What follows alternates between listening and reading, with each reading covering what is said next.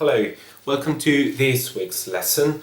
As you know, I didn't give you any translation work, so we are not going to do a live correction this week, but we'll resume that process next week.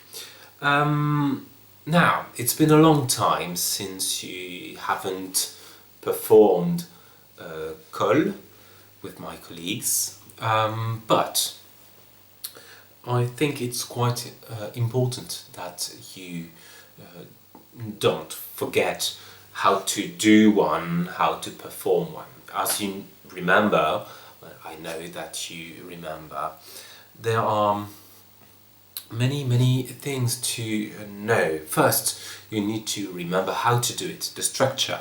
So let me remind you that you need an introduction with a strong opening, okay?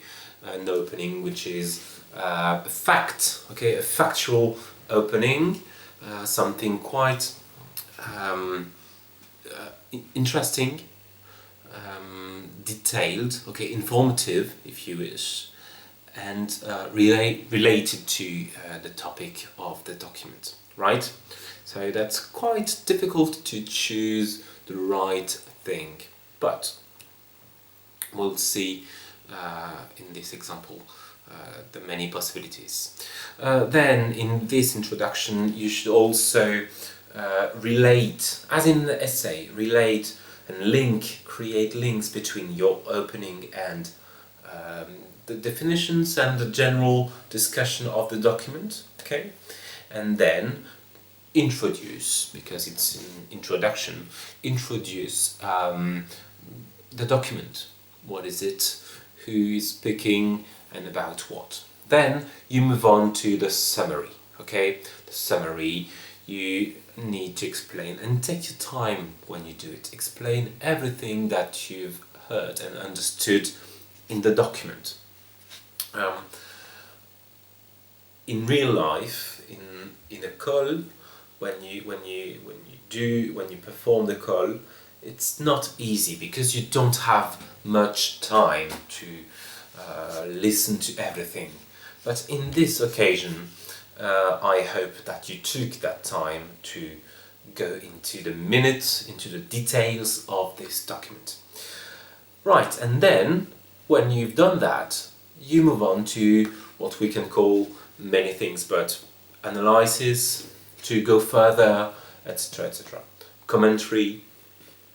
There are tips that I gave you before this lockdown. Remember our triangle, the three apexes to the triangle were the government and the states, business and individuals. Well, as you noticed in this document, it was about individuals and businesses, companies, okay, the private sector. So we could assume that one of your two parts of the commentary would be on the action of the state, okay, of the governments. Right, and then we'll see what we will do for the second part. So before going into more details myself, let me just give you an example of what I've done, okay? One example of correction, right? So, let me begin right now. A recent report stated that about 70% of greenhouse gas emissions from the year 1988 to 2015 came from only 100 companies, less than 100 companies. So now, the human responsibility in global warming and in the climate crisis is a global consensus, despite some pockets of resistance some place or another. And since that awareness, since that realization, governments and governmental political communication along with big business and associations, try to educate people, citizens, to make them responsible. Right, and it usually goes along the following lines. First, it's important that everyone acknowledge that there is a problem and there is a disaster to come, big, massive crisis. Then, usually the blame, the guilt, is put on the individuals, right? And so the individuals react and say, well, we need to do something, we need to change something, and so there is a call to action, okay, with protests, for example, and people change their habits. Now, in this extract from a podcast, two journalists discuss this reasoning, okay, and one of them argues that it is time that we change the way we conceive carbon emissions, the way we calculate them and their impact, and the way we conceive the responsibility in this climate crisis. So, in this document there is a female journalist. We only know her first name, Anushka, but she interviews a specialist of carbon emissions and environmental concerns for the British newspaper The Guardian. And she starts by quoting the man. She says that it is high time, it is very important that we switch to focusing on the polluters, the real polluters, as opposed to the individuals, as opposed to the citizens. And she asked him a question. Do you think that for too long we have focused on consumers? So she precisely suggests that the man's argument will be about who gets the blame, who should get the blame. And so the man, first, what the man is trying to do is to say that, well, everything that's been done to make people change their way of life, change their habits, and the way they live and consume, etc., is important, was important, and is still important. So he's not trying to relieve individuals from their own responsibility. Okay, each person can do something to make the situation better, and so he insists on that. Individual consumers are an important part of the solution to this problem.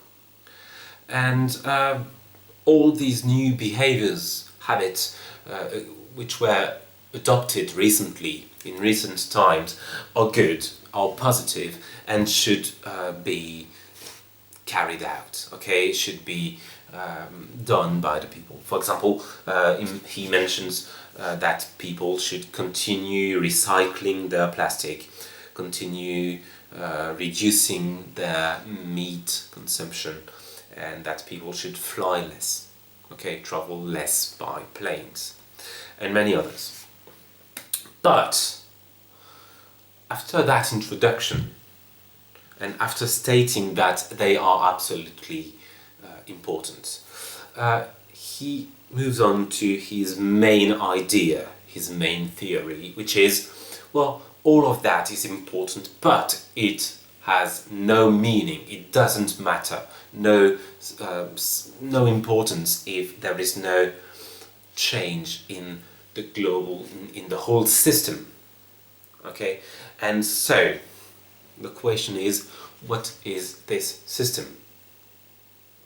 Well, the system, he says, is the way companies act.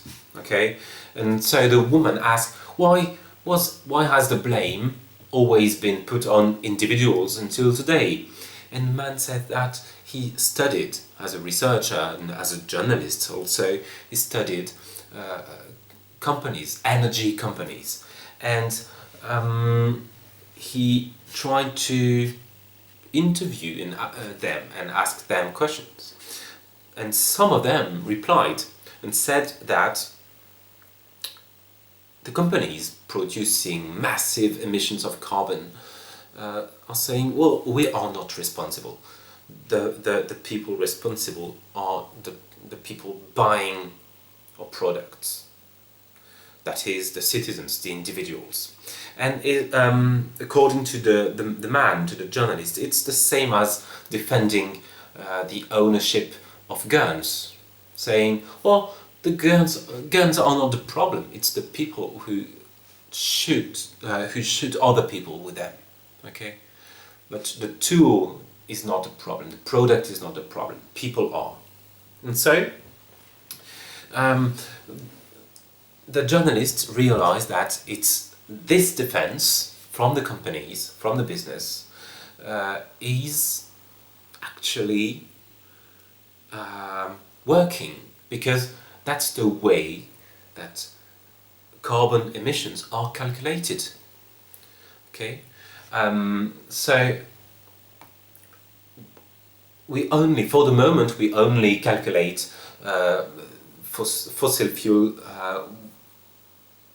consumption at the end of the line of the process, when we use the car, when we turn on the heat in the houses or flats, or and so the companies, he said, the companies deflect the blame. Okay, so they don't assume that they are responsible, and they put the blame, the guilt, on the consumers, on the end user.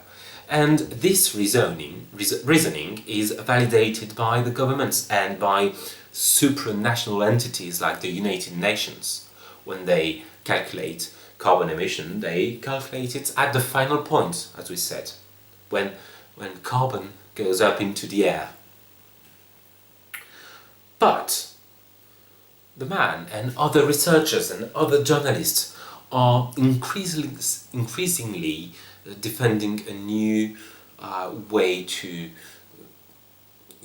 calculate these emissions. And their idea is that if you don't stop it at the source, if you don't stop it at the producer, it's going to, as it's said in the document, to flow into the market, okay, to be available.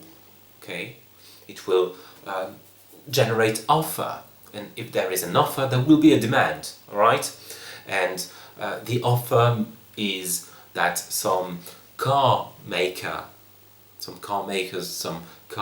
producer will advertise for new car, okay, and some travel agency will advertise for travel across the planet. And all these actions, as we know, release carbon into the air, and so participate to the crisis and to global warming.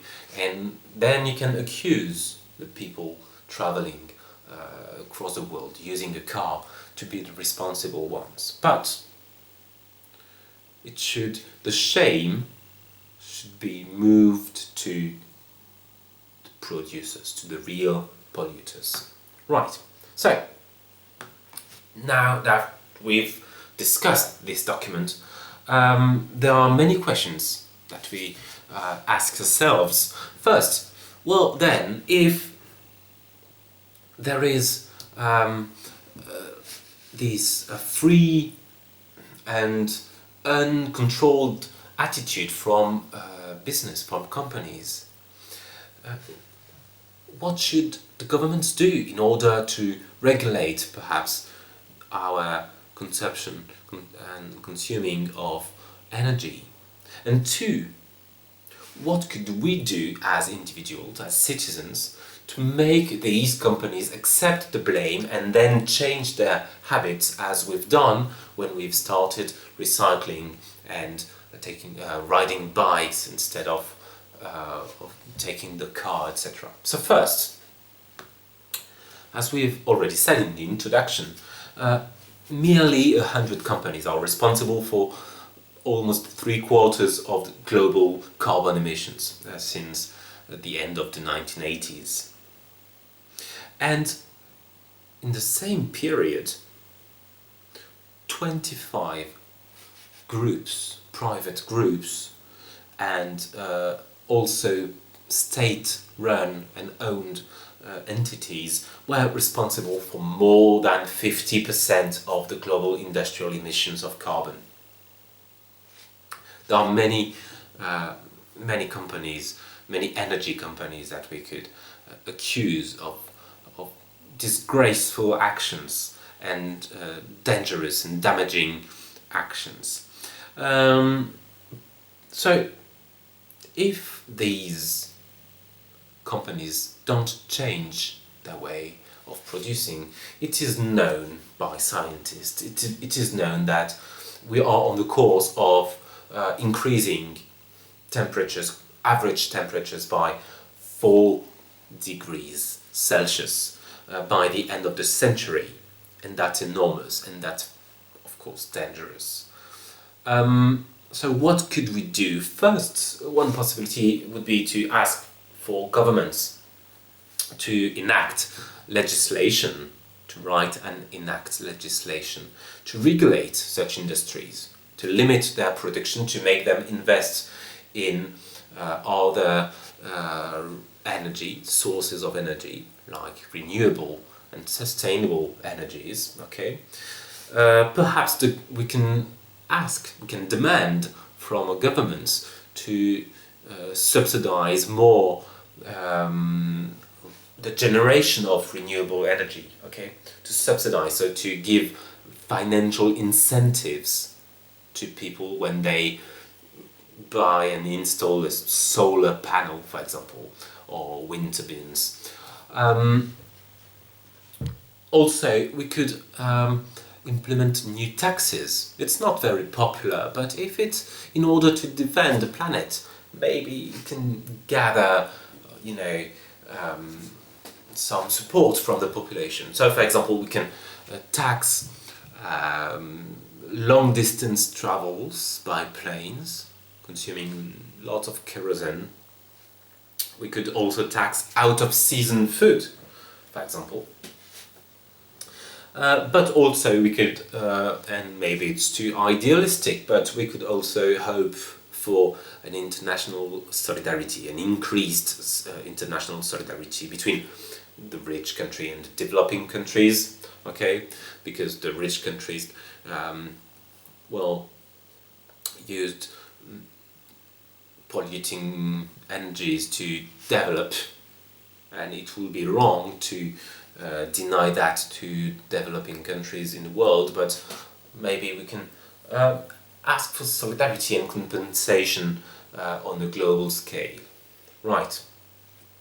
So that would be one way to hold governments, both governments and industries, companies, accountable, responsible, right?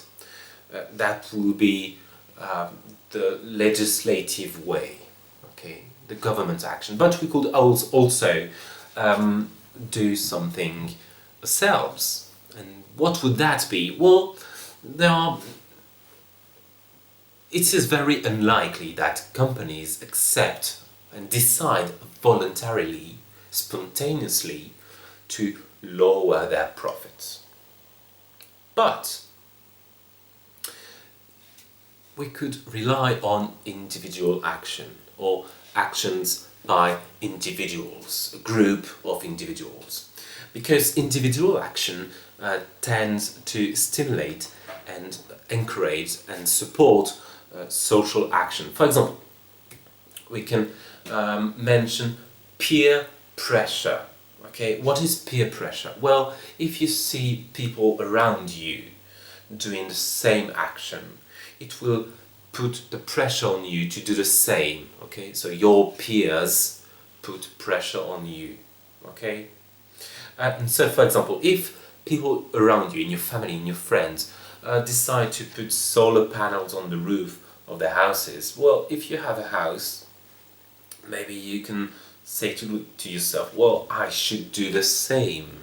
Okay, so peer pressure. If you do an action, it will encourage people around you to do the same. Okay, if you recycle, you can talk about it and people will probably or are more likely to recycle themselves, right?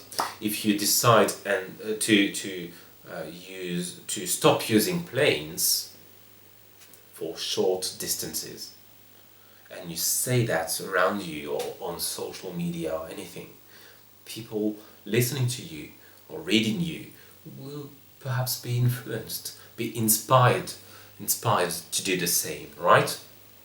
So that is peer pressure, peer, P-E-E-R, peer pressure.